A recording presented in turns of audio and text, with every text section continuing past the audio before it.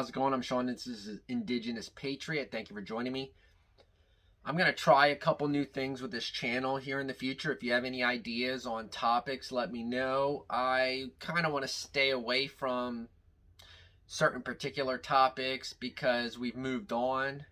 I want to focus on things that we can do in order to push our country forward. I want to talk about the news as it happens and my views on them. So, let's stay tuned for all that. Today's episode is going to be the second part of my interview with Vonda. Thank you for your patience as I've been working through things in my personal life. Let's get started. You ready for the next one? Yeah. Okay. What is the biggest change you think we can do to push the needs of people of color forward and repair some of the harm done over the years? I'm talking about how you want to cross the other side of the street when you see somebody that looks different than you are in 2020 and 2021, trying to bridge that gap. I find that a lot of people, it's misunderstanding. Like we are actually more in common than people think. Being indigenous, I have family that are black. I have a lot of friends that are white, and a lot of the community all want the same thing, and all, a lot of them are church going people, family oriented. We're more alike than we're different. So what do you think that we can do to kind of open up some eyes about that? You have any ideas? One, racism is learned. That's a learned behavior. It is taught. 100%. So with that being said, there are too many people from a different era that we're still sharing space with who are not open. They're not open to change, and they're not willing to change. And I'm cool with that because I'm not a teacher and I'm not a doctor. So Right. with that being said, I personally think the best thing that can be done is for everybody to respect each individual's boundaries. Respect my space. A good example, I have friends that have different beliefs than I do. I have friends that supported Donald Trump, but they're respectful. They respect my boundaries and my beliefs. I respect theirs. Me too. They've never cussed me out, called me out of my name, but there have been people who I thought were my friends that did that. I had to end friendships. So personally, I believe that people are free to be whoever they want to be. If you're an atheist, you're an atheist. I love you. I support you. I don't have anything against you. If you're a Republican, you're a Republican. I'm a Democrat. You're entitled to do what you want to do. If you are a straight person, you're a straight person. But guess what? If you're not, that community deserves to be treated with respect. 100%. Everybody needs to stay in their own home where they pay their bills. If you're not paying my bills, stay the hell away from me. So Yeah. that's what I mean, I don't know if you have anything to add on to that, but I just think that there are some people, they're not going to change. It's just not going to happen. So just respect each other's boundaries on both sides, both ends of the spectrum.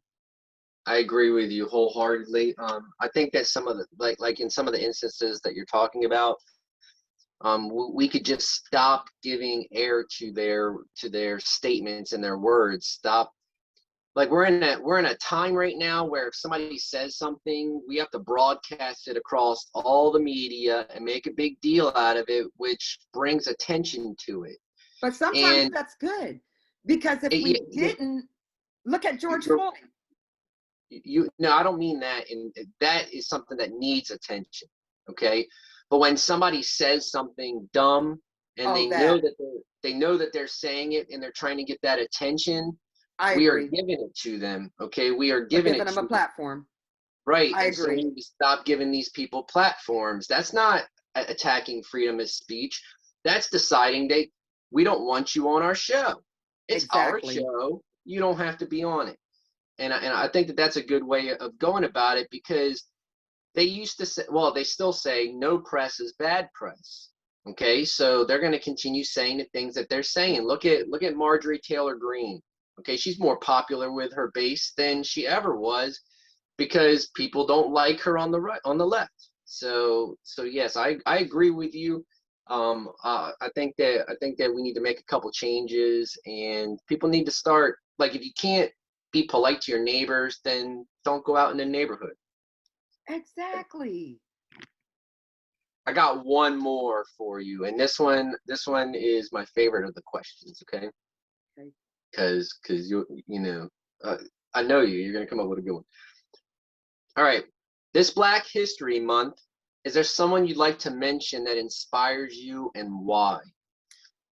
Wow, that's the easy one.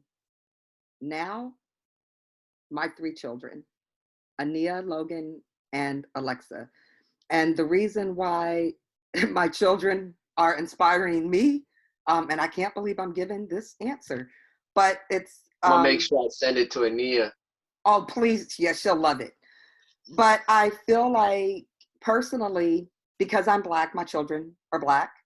And another misconception, all three of my children do have the same father, but we got divorced.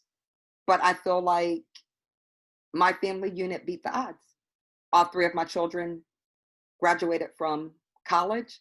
Alexa, the youngest one, graduated from Columbia University, an Ivy League college. I'm not a grandmother. Another cycle that my children broke. They don't have any children of their own.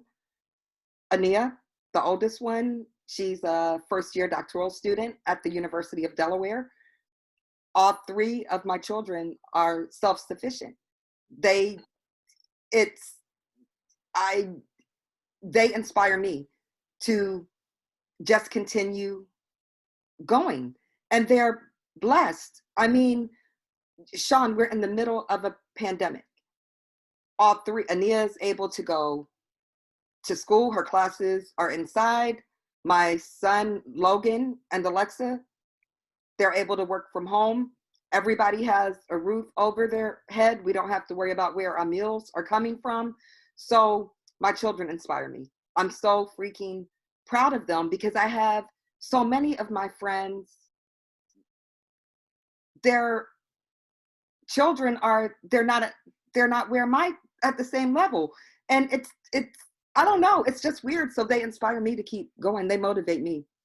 For all of the viewers, I'm gonna make something clear for you for a second. She has a right to be proud of her children. I have been on several shows with two of them, with both of her daughters on Ojas Talk, and they are smart. They're smart and they're confident, and you raised them well. I Thank think that you you. did a very good job with them. So if you're interested in them, check out Ojas Talk. It's I'm on that podcast quite a bit. Yes, he is. It's a good podcast where we talk about what's going on.